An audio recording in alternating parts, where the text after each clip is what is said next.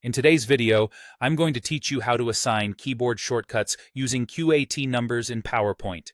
If you want to speed up your work in PowerPoint, the Quick Access Toolbar, or QAT, is a powerful time saver. It sits at the very top of the window and can hold your favorite commands so they're always one click or one key away. We'll set it up so you can trigger those commands using simple number keys. Start by adding your frequently used commands to the Quick Access Toolbar.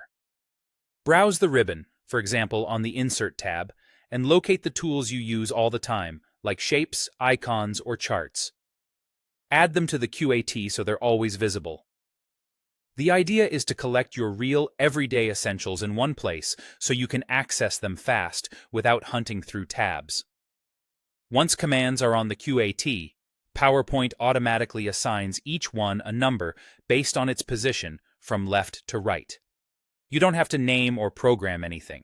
The order on the toolbar is the key because the first command becomes 1, the next is 2, and so on across the row. Now try it out.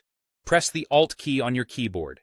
You'll see small labels appear across the interface, and above each QAT command, you'll notice a number. These are your instant shortcuts. While those labels are visible, press the corresponding number to execute that command immediately. If you have more than 9 commands, you'll see 2-digit numbers as well.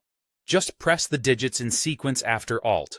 To fine-tune which numbers go with which commands, reorder your QAT. Go to File, choose Options, then select Quick Access Toolbar.